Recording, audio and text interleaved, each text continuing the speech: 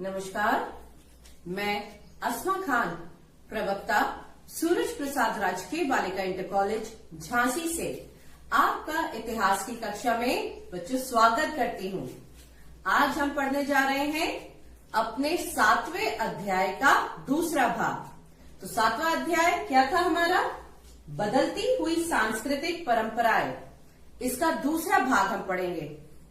तो बच्चों, इससे पहले वाले भाग में हमने इटली के नगरों के पुनरुत्थान के बारे में पढ़ा, साथ ही विज्ञान और दर्शन में अरबियों के योगदान के बारे में भी हमने समझा। साथ ही साथ विश्वविद्यालय और मानवतावाद के बारे में भी हमने जानने का प्रयास किया था। तो बच्चों, अब हम इसी अध्याय के दूसरे भाग के उद्देश्य को भी देख लें। बच्चों, इस भाग की समाप्ति के पश्चात आप सभी छात्र छात्राएं निम्नलिखित बातों को समझने में सक्षम होंगे। वे कौन सी हैं? वास्तुकला के अंतर्गत प्रथम मुद्रित पुस्तकों के बारे में हम पढ़ेंगे। मनुष्य की एक नई संकल्पना को समझने का हम बच्चों प्रयास करेंगे। महिलाओं की आकांक्षाओं के बारे में हमें पढ़ेंगे। ईसाई धर्म यानी कि क्रिश्चियनिटी के अंतर्गत वाद विवाद को हम समझेंगे। कोपरनिकस क्रांति के बारे में भी हम पढ़ेंगे। ब्रह्मांड का अध्ययन एवं 14वीं सदी में क्या यूरोप में पुनर्जागरण हुआ था, उसके बारे में भी हम बच्चों जानने का प्रयास करेंगे। इसी के साथ बच्चों मैं आपको बता दूं कि जैसे कि दूसरे देशों के लोग यदि महान कलाकारों द्वारा रचित लेख चित्रों, मूर्तियों या भवनों को देखना चाहते थे तो उन्हें इटली की यात्रा करनी पड़ती थी। किंतु जहां तक साहित्य की बात है, जो कुछ भी इटली में लिखा गया विदेशों तक पहुंचा। तो हम देखें सबसे पहले प्रथम मुद्रित पुस्तकें। अब क्या हुआ बच्चों? ये 16वीं शताब्दी की क्रांतिकारी मुद्रण प्रौद्योगिकी की दक्षता की वजह से हुआ। इसके लिए यूरोपीय लोग अन्य लोगों के मुद्रण प्रौद्योगिकी के लिए चीनियों तथा मंगोल शासकों के ऋणी रहे, क्योंकि यूरोप के व्यापारी और राजनायक मंगोल शासकों के राज दरबार में अपनी यात्राओं के दौरान इस तकनीक से परिचित हुए थे। तो बच्चों, इससे पहले इतने ही समय में एक धर्म भिक्षु बाइबल की केवल एक ही प्रति लिख पाता था। इसी के साथ जर्मन मूल के जोहानस गुटेनबर्ग, जिन्होंने पहले छापे खाने का निर्माण किया, उनकी कार्यशाला में बाइबल की 150, नोट करिए, 150 प्रतियां छपी। 15वीं शताब्दी तक अनेक क्लासिकी ग्रंथों, जिनमें अधिकतर लातिनी ग्रंथ थे, उनका मुद्रण इटली में हुआ। इस मत और जानकारी से अब तेजी से क्या हुआ? प्रसार होने लगा। नए विचारों को बढ़ावा देने वाली एक मुद्रित पुस्तक कई 100 पाठकों के पास जल्दी पहुंच सकती थी। अब पाठक एकांत में बैठकर पुस्तकों को पढ़ सकता था, क्योंकि वह उन्हें बाजार से खरीद सकता था। इससे लोगों में पढ़ने की आदत का विकास हुआ और 15वीं शताब्दी के अंत में इटली की मानवतावादी संस्कृति का एल्प्स पर्वत के पार बहुत तेजी से फैलने का मुख्य कारण वहां पर छपी हुई पुस्तकों का वितरण था। तो बच्चों, इससे स्पष्ट है कि पहले के भौतिक आंदोलन जो खास क्षेत्रों तक ही सीमित क्यों रहते थे, ये आप समझ ही गए। अब इसी के साथ हम देखते हैं अपनी अगली स्लाइड, मनुष्य की एक नई संकल्पना। मानवतावादी संस्कृति की विशेषताओं में से एक था मानव जीवन पर धर्म का नियंत्रण कमजोर होना। इस समय लोगों में अच्छे व्यवहारों के प्रति दिलचस्पी थी। व्यक्ति को किस तरह विनम्रता से बोलना चाहिए, कैसे कपड़े पहनने चाहिए और एक व्यक्ति को किस में दक्षता हासिल करनी चाहिए।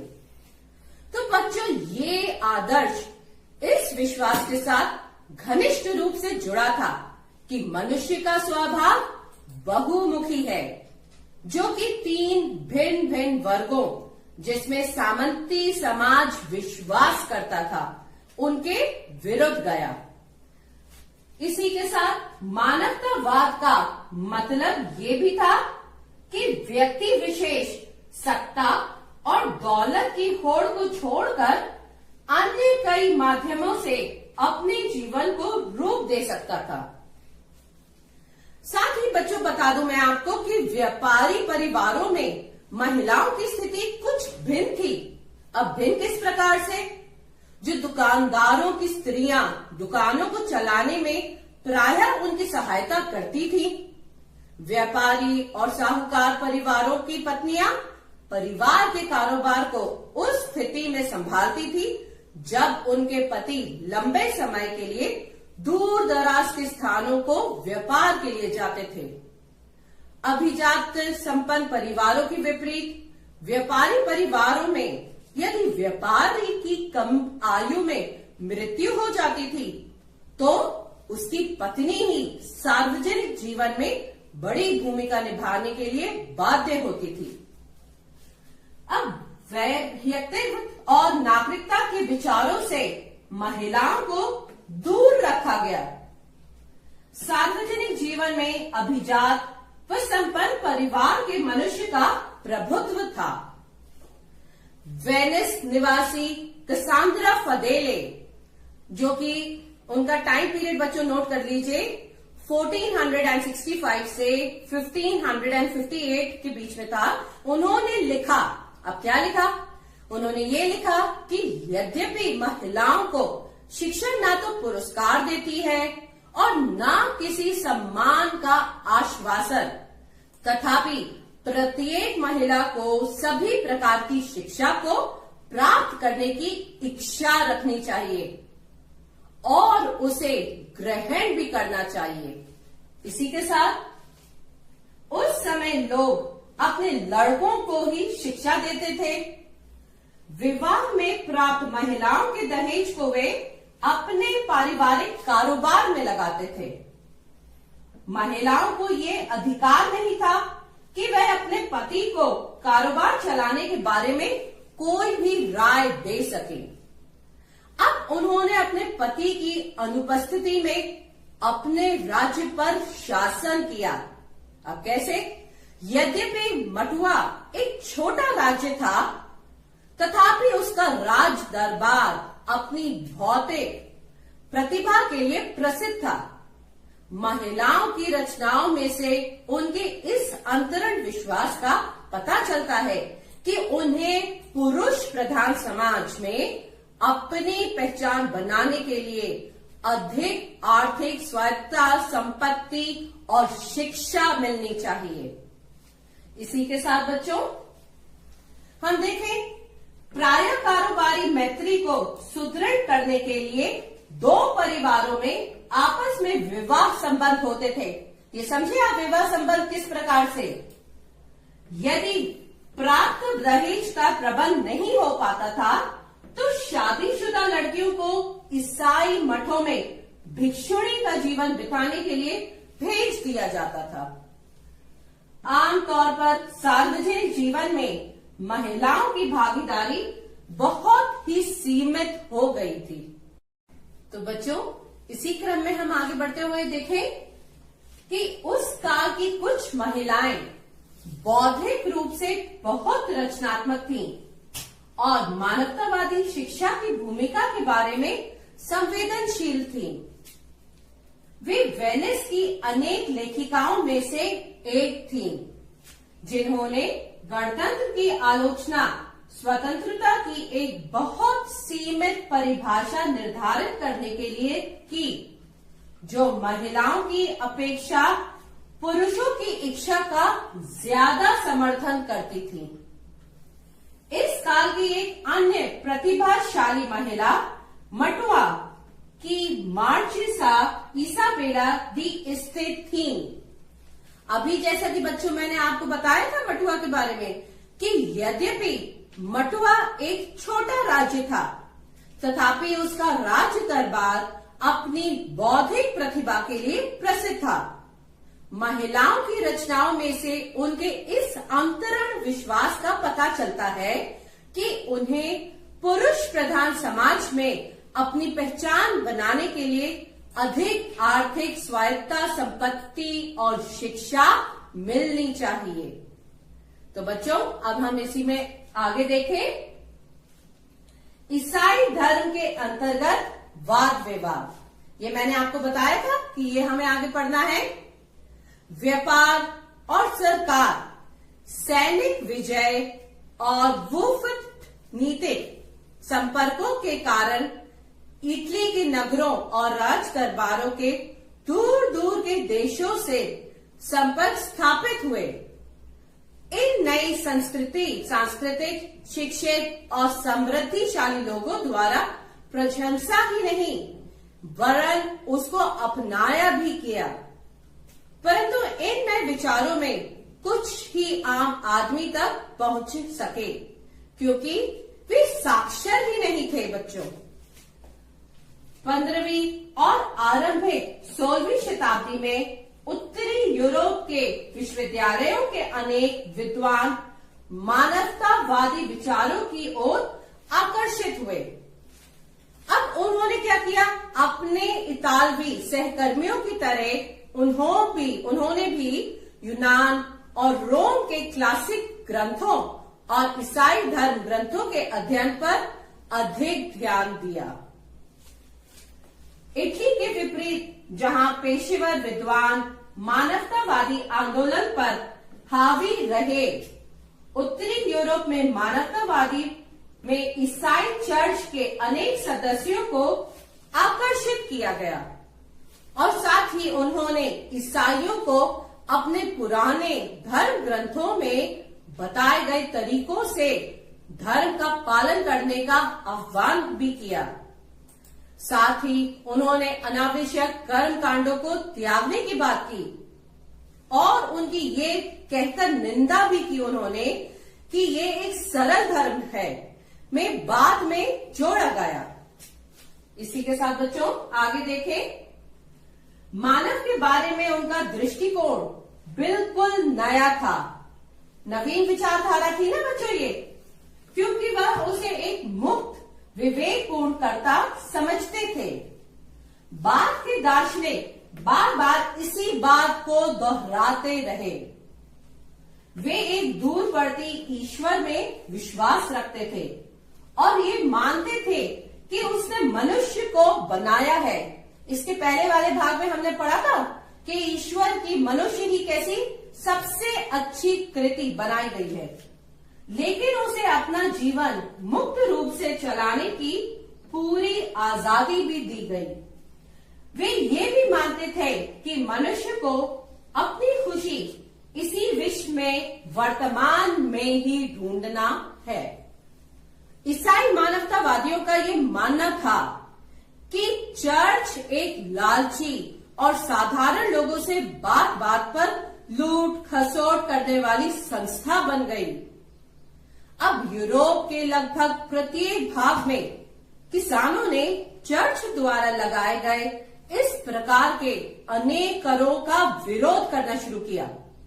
इसके साथ साथ राजा भी राजकाज में चर्च की दखल अंदाजी से चिढ़ने लगे थे।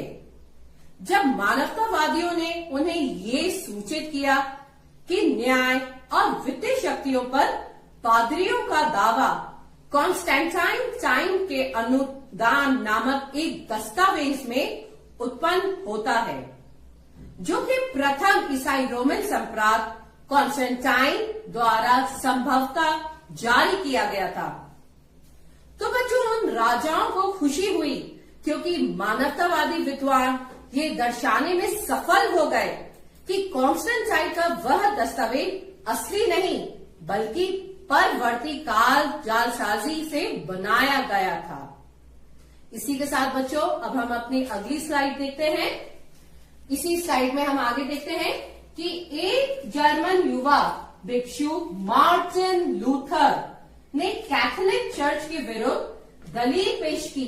अब क्या दलील पेश की उसने, ये समझे कि मनुष्य को ईश्वर से संपर्क साधने के लिए पादरी की आवश्यकता नहीं है। नोट करिएगा बच्चों, किस तरीके से ये अलग उस दिशा में जा रहे हैं।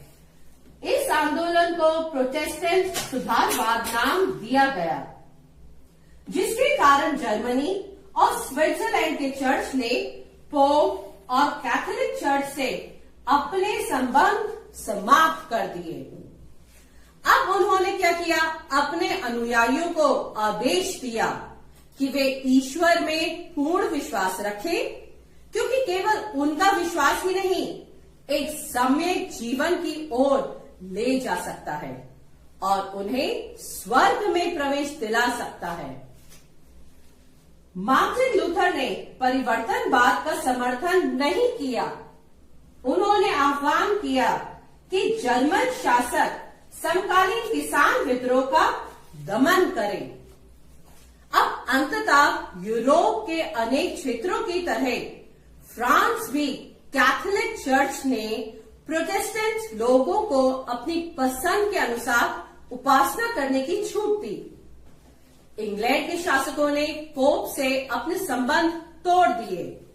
इसके उपरांत क्या हुआ, राजा रानी इंग्लैंड के चर्च के प्रमुख बन गए। अब हम पढ़ते हैं अपनी अगली स्लाइडिंग हेडिंग की ओर चढ़ते हैं, कॉपरनिकस क्रांति। अभी कॉपरनिकस क्रांति में क्या, ईसाइयों की यह धारणा थी कि मनुष्य क्या है, पापी है। इस पर वैज्ञानिकों ने पूर्णतः अलग दृष्टिकोण से आपत्ति की। कैसी, कि यूरोपीय विज्ञान के क्षेत्र में एक युगांतरकारी परिवर्तन मार्टिन लूथर के समकालीन कॉपरनिकस के काम से आया। अभी बात करी थी हमने मार्टिन लूथर के बारे में। वही ईसाइयों का ये विश्वास था कि पृथ्वी पापों से भरी हुई है और पापों की अधिकता के कारण वह स्थिर है। पृथ्वी ब्रह्मांड के बीच में स्थिर है, जिसके चारों ओर क्या है, खगोलीय ग्रह घूम रहे हैं। कॉपरनिकस एक निष्ठावान ईसाई थे और वे इस बात से भयभीत थे कि उनकी इस नई खोज से परंपरावादी ईसाई धर्म अधिकारियों में घोर प्रतिक्रिया उत्पन्न हो सकती है। उनके इन विचारों को ग्रहण करने में लोगों को समय तो बहुत लगा और आधी शताब्दी से अधिक समय बीतने पर खगोल शास्त्री कौन, जोहानस केपलर तथा गैलीलियो गैलीली ने अपने लेखों द्वारा स्वर्ग और पृथ्वी के अंतर को समाप्त कर दिया। तो बच्चों हम देखें कि केपलर ने अपने ग्रंथ कॉस्मोग्राफिकल मिस्ट्री में कॉपरनिकस के सूर्य केंद्रित सौर मंडल के सिद्धांत को लोकप्रिय बनाया, जिससे ये सिद्ध हुआ कि सारे ग्रह सूर्य के चारों ओर वृत्ताकार रूप में नहीं बल्कि दीर्घ वृत्ताकार मार्ग पर परिक्रमा करते हैं। गैलीलियो ने अपने ग्रंथ द मोशन में गतिशील विश्व के सिद्धांतों की भी पुष्टि की। विज्ञान के जगत में इस क्रांति ने न्यूटन के गुरुत्वाकर्षण के सिद्धांत के साथ साथ अपनी पराकाष्ठा की ऊंचाइयों को छू लिया। अब हम इसके आगे देखें बच्चों, ब्रह्मांड का अध्ययन।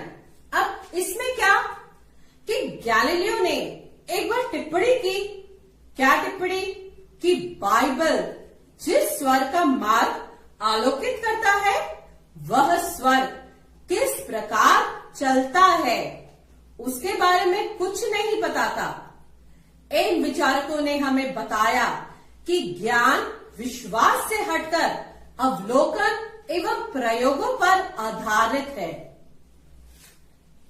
जैसे जैसे वैज्ञानिकों ने विज्ञान की खोज का रास्ता दिखाया, वैसे वैसे भौतिकी यानी कि फिजिक्स, रसायन शास्त्र यानी कि केमिस्ट्री और जीव विज्ञान यानी कि बायोलॉजी के क्षेत्र में अनेक प्रयोग और अन्वेषण कार्य बहुत तेजी से पनपने लगे। साथ ही यहां तक कि लोग जिन्होंने ईश्वर में अपने विश्वास को बरकरार रखा, वे भी एक दूरस्थ ईश्वर की बात करने लगे, जो भौतिक दुनिया में जीवन का प्रत्यक्ष रूप से नियंत्रण नहीं करता था। अब बच्चों, हम देखें कि जीवन के सार्वजनिक क्षेत्रों का तात्पर्य सरकार के कार्य क्षेत्र और औपचारिक धर्म से संबंधित था, और साथ ही निजी क्षेत्र में परिवार और व्यक्ति का निजी धर्म था। व्यक्ति की दो भूमिकाएं थी, वो कैसी? निजी और सार्वजनिक। वह ना तो ये केवल 3 वर्गों में से किसी एक वर्ग का सदस्य ही था, बल्कि अपने आप में स्वतंत्र व्यक्ति था। जैसा कि हम देखें बच्चों कि यूरोप में जो पुनर्जागरण हुआ, उसमें ये कहना था कि पुनर्जागरण गतिशीलता और कलात्मक सृजनशीलता का काल था। अभी हमने देखा इसके बारे में। और इसके विपरीत मध्यकाल अंधकारमय काल था, जिसमें किसी प्रकार का विकास नहीं हुआ था। जरूरत से ज्यादा सरलीकरण है। इसी के बाद यूरोप में इस समय आए कौन सा बदलाव? सांस्कृतिक बदलाव में रोम और यूनान की क्लासिकी सभ्यता का ही केवल हाथ नहीं था।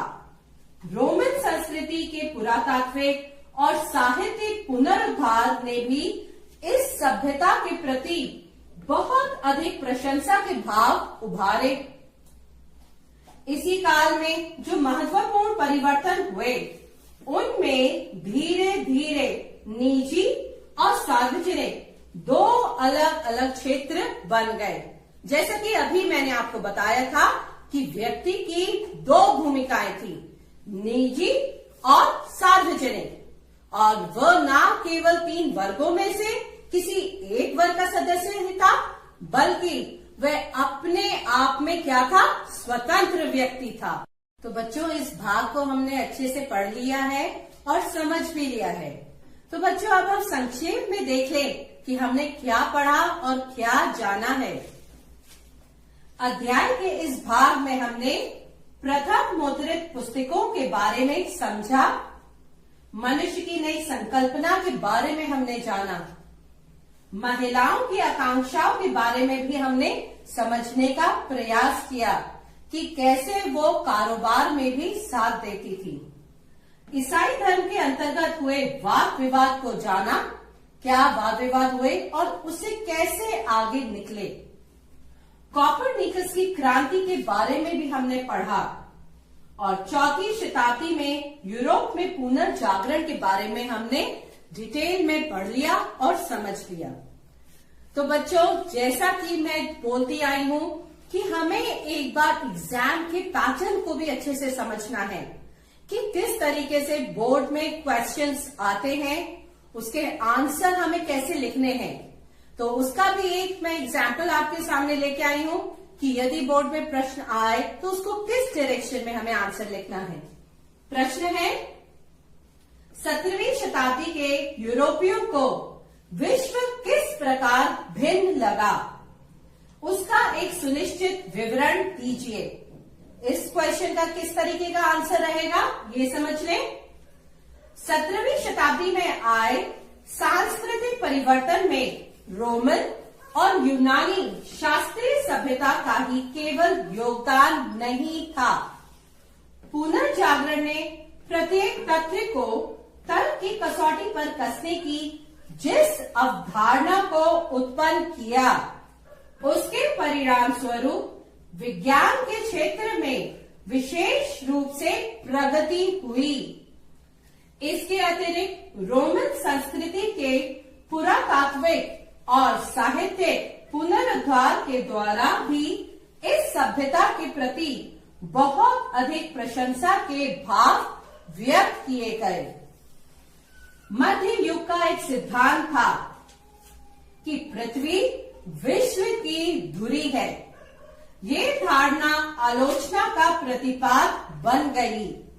कोपरनिकस, गैलीलियो और केपलर आदि वैज्ञानिकों ने ये सिद्ध किया कि पृथ्वी एक बहुत बड़ा ग्रह है और ये 24 घंटे सूर्य के चारों ओर पश्चिम से पूर्व दिशा में घूमती है, यानी वेस्ट टू ईस्ट। दूसरी तरफ यूरोप वासियों में केवल यूनानी व रोमन लोगों से ही नहीं सीखा, बल्कि अरब, ईरान, मध्य एशिया और चीन जैसे देशों से भी ज्ञान की प्राप्ति की। इसी के साथ बच्चों, इतिहासकारों ने पर्याप्त सबूतों के अभाव में यूरोप को केंद्रित दृष्टिकोण में रखा। शंका प्रक्षेपण प्रयोग के नए नए तरीके, जो पुनर्जागरण की बड़ी देन है, मानव के अपने ज्ञान क्षेत्र में काफी हद तक विस्तार किया। अब वेसेलियस ने शल्य चिकित्सा के आधार पर मानव शरीर से संबंधित तथ्यों की जानकारी प्रदान की। इस प्रकार 17वीं शताब्दी के यूरोप वासियों के लिए विश्व की अवधारणा पूर्णतः अलग थी। बच्चों, आप इसका आंसर फॉर्मेट अच्छे से समझ गए हैं कि कैसे लिखना है। अब हम इस भाग के निष्कर्ष को भी जान लें कि हमने क्या समझा इससे। इस भाग से यह निष्कर्ष निकलता है कि यूरोप में 14वीं सदी का काल एक पुनर्जागरण का काल था, जिसमें तर्क आधारित विज्ञान को विशेष स्थान दिया गया। इसी वैज्ञानिक तर्क के आधार पर ईसाई धर्म में मतभेद उत्पन्न हुए, परंतु लोगों पर इसका सकारात्मक प्रभाव पड़ा और इससे विकास को बल मिला। तो बच्चों, अब हमने अच्छे से इस भाग को भी पढ़ लिया है और कुछ होमवर्क भी हमें करना है। तो होमवर्क के लिए आपको पूरे भाग को अच्छे से पढ़ के उसके नोट्स बनाने हैं और साथ ही 2 क्वेश्चंस मैं आपके लिए लेके आई हूं। एक क्वेश्चन का आंसर आपने कर ही लिया है बच्चों, दूसरा प्रश्न और आपको करना है। तो मैं एक बार दोनों आपको रिपीट कर देती हूं। 17वीं शताब्दी के यूरोपियों को विश्व किस प्रकार भिन्न लगा, उसका एक सुनिश्चित विवरण दीजिए। जो मैंने आंसर आपको बताया था उसको आपको एज इट इज लिखना है। दूसरा प्रश्न है, वेनिस और समकालीन फ्रांस में अच्छी सरकार के विचारों की तुलना कीजिए। ये दोनों क्वेश्चंस आपको घर पे करना है। और बच्चों, अब अगले अध्याय में हम कैरेबियन द्वीप समूह और ब्राजील के जल समुदाय के बारे में पढ़ेंगे। साथ ही मध्य और दक्षिणी अमेरिका की राज्य व्यवस्थाओं के बारे में भी हम जानेंगे। एज़टेक, जनमाया लोग और पेरू के इंका लोग इत्यादि के बारे में हम जानने का प्रयास करेंगे। और साथ ही यूरोप वासियों की खोज, यात्राओं व अटलांटिक पारगमन के साथ साथ अमेरिका में स्पेन के साम्राज्य की स्थापना के बारे में भी हम विस्तार से अध्ययन करेंगे। तो बच्चों, मैं आशा करती हूँ आपको ये भाग भी अच्छे से समझ आ गया होगा। तो आप घर पर रहिए, सुरक्षित रहिए। Thank you, take care.